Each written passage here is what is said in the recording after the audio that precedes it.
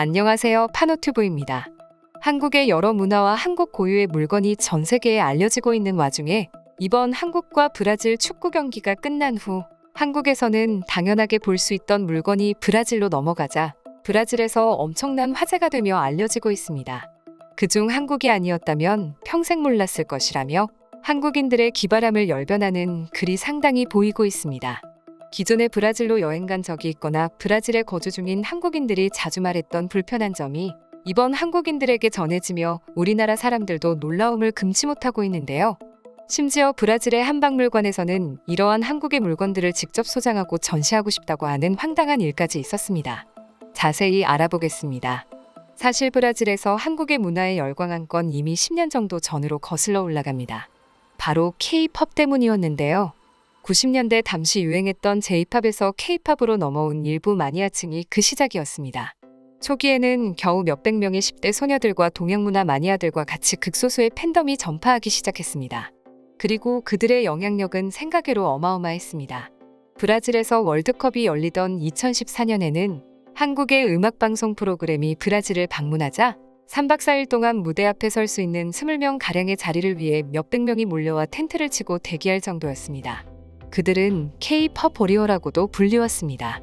이미 한류가 그들의 몸속 깊게 박혀들어 있지만 아직 브라질의 일부 남성들에게 한국 남성들은 동성애자 천국이라고 불리우기도 합니다.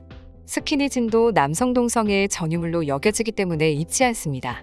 이렇게 다른 문화를 가진 브라질에서 최근 한국에 열광하며 한국의 것을 배우려는 시도가 빈번하게 벌어지고 있습니다. 특히 이번 일은 브라질에 있는 한인촌에서 시작되었습니다. 브라질 한국인촌은 1970년대 초반 상파울루에 살고 있던 한국인들이 일본인 촌 리베르다 지구의 글리세리우 거리와 꼰지데 사르제다스 거리 사이에 형성한 한인들의 집단 거주지입니다. 1960년대 브라질은 산업화와 도시화가 한창 일어나고 있던 때라 도시들은 농촌의 노동력을 대대적으로 흡수하고 있었습니다. 이때 한인들은 브라질 농촌 사람들의 향도이촌의 물결을 타고 브라질에서 가장 큰 상공업의 도시 상파울루로 이주했습니다.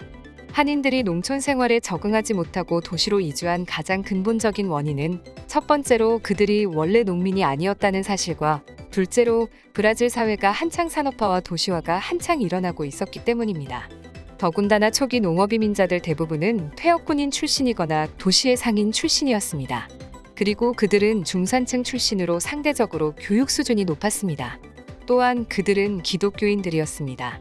따라서 초기 한인들은 한국 정부의 농업장려금에도 불구하고 브라질 농촌의 열악한 환경과 어려움에 적응하지 못하고 그리고 자녀교육이라는 구실로 당시 브라질 사회에서 일어나고 있던 농민들의 도시로의 이주물결을 타고 도시로 이주했습니다. 그 결과 한국 농업 이민 개시 3년 만에 한국인 90%가 이미 도시 상파울루에서 생활하고 있었습니다. 1990년대 이후부터 한인들의 주거지가 봉해지로로 옮겨감에 따라서 이 지역에 남아있는 한인들은 거의 없습니다. 단지 남아있는 것은 낡은 한인교회 몇몇과 이곳과 가까운 데에 있는 한인회관 정도입니다. 참고로 브라질 여행을 가실 분들이 계시다면 대한노인회와 부인회는 한인회관 바로 옆에 붙어 있습니다. 그렇다 보니 사실 브라질에서의 한국인의 영향력은 큽니다.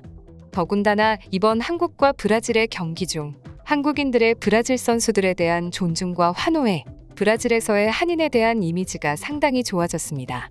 그러던 중 한국인이 쓰던 물건들이 관심을 끌며 브라질 전역에 유행을 타고 있습니다. 다음 글은 브라질에서 파급력이 상당해 기사를 한번 쓰면 최소 몇 달은 전 국민이 해당 주제를 언급할 정도로 유명한 인플루언서의 글입니다. 브라질에는 없는 한국 물건들입니다.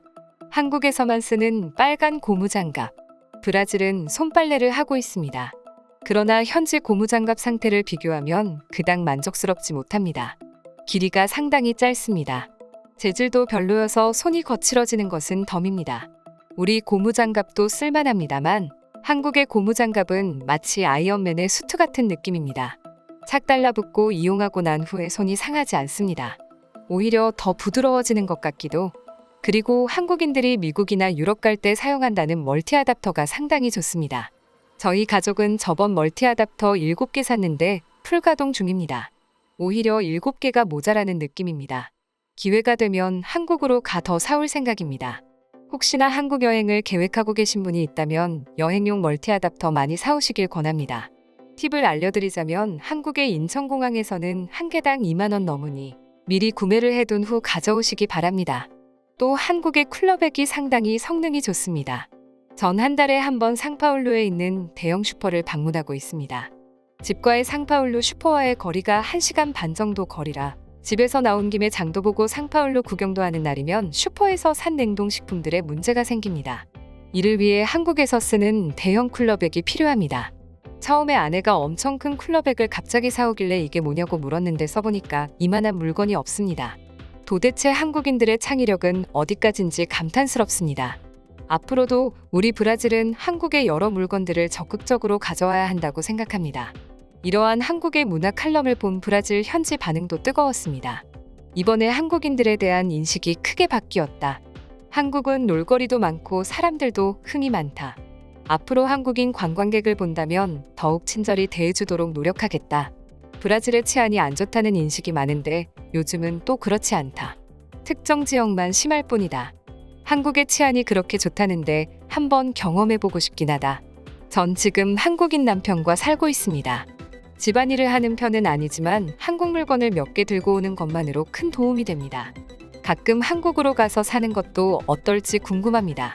한국은 집안에서 신발을 벗는다는 걸 몰랐다. 그래서 그런지 저번에 한국인 친구 집에 놀러 갔는데 내내 표정이 좋지 않았다. 다들 잘 알고 있길 바란다. 얼마 전 한국 관련 전시회도 열었다. 궁금한 사람은 가보길 바란다. 난 솔직히 한국이 후진국인 줄 알았는데 완전 정반대였다. 이렇게 브라질에서 한류가 퍼져 한국이 유행이 되어가고 있는 지금 한국에는 없지만 브라질에는 있는 물건이 있습니다. 국립민속박물관의 한국문화상자 이야기입니다.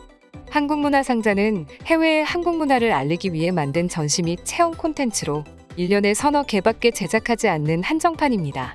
소장 가치가 높은 터라 한국문화상자를 원하는 제외 한국문화원과 해외 박물관의 러브콜을 한 몸에 받고 있습니다. 2017년부터 지금까지 미국, 아르헨티나, 태국 등 총 9개국으로 보급된 한국문화상자는 매년 해외에서 한국 문화를 알리는 소임을 다하고 있습니다. 한국문화상자는 전시 및 체험을 통해서 한국 문화를 쉽게 이해할 수 있도록 만든 움직이는 박물관입니다. 사랑방, 안방, 한복, 안녕 등 4가지 상자로 구성되어 있는데요. 사랑방과 안방 상자는 선비문화와 규방문화를 각각 보여주는 격조 있는 전시상자입니다. 4가지 상자에는 시청각 자료와 실물 자료로 전시 및 체험 콘텐츠가 구성되어 있어 실감나게 한국 문화를 체험할 수 있습니다. 또한 한국문화상자 책자, 자료정보카드, USB, 리플릿, 기념품 등이 담긴 학습자료 세트를 통해 입체적인 정보를 제공하고 있습니다. 학습자료는 선물 보자기로 포장하여 예부터 손님에게 귀한 것을 보자기에 싸서 드렸던 한국의 풍습을 담았습니다.